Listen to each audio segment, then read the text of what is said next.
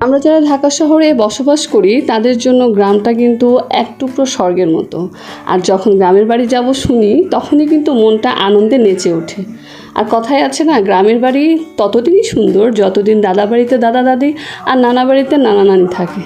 তো ঈদের আগে থেকে আব্বুর একটা কাজের জন্য আব্বু আমাদেরকে বলেছিল গ্রামে যেতে হবে। তখন থেকে আমার মনটা তাথই নাচছিল কখন যাব গ্রামের বাড়ি। কারণ আমার যেহেতু দাদা দাদি নেই, আমাদের দাদা বাড়িতে একদমই যাওয়া হয় না। আর আমার আব্বুরও কেউ নেই, আব্বু একদম একা। সো আমরা ছোটোবেলা থেকেই নানু বাড়িতে গিয়ে অভ্যস্ত। তো নানু বাড়িতে যাব শুনলেই মনটা খুশিতে ভরে যায়।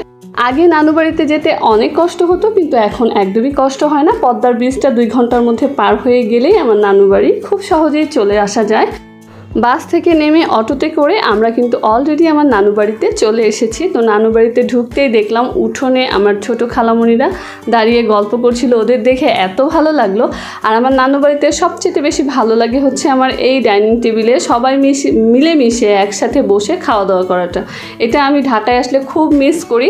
তো আমরা সবাই একে একে খাওয়া শেষ করলাম। আর খাওয়া দাওয়া শেষ করার পরে একটু হাঁটতে বের হয়েছিলাম। তো এই রাস্তাগুলো আমার খুবই ভালো লাগার এবং ভালোবাসার রাস্তা বলতে গেলে, কারণ এটার সাথে ছোটোবেলার অনেক স্মৃতি ভালোবাসা জড়িয়ে আছে।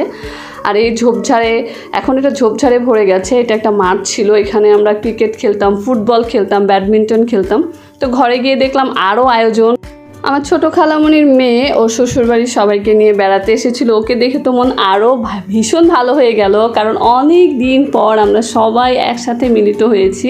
আর এদিকে খাওয়া দাওয়া শেষ করে আমার কিউট সুইট নানু বসে বসে তার ফেভারিট খাবার, জাতীয় খাবার পান খাচ্ছিল। সবাই আমার নানুর জন্য অনেক দোয়া করবেন, আল্লাহ যাতে তাকে লম্বা হায়াত দান করে।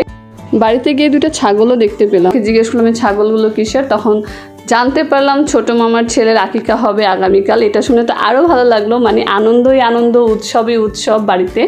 আর গ্রামের বাড়িতে যেহেতু রাতে সবাই ঘর হয়ে যায়, সো আমার নানু বাড়িতে রাতের বেলার এই জিনিসটা আমার আরও বেশি ভালো লাগে। সবাই মিলে একসাথে গল্প করা, আড্ডা দেওয়া, চা খাওয়া।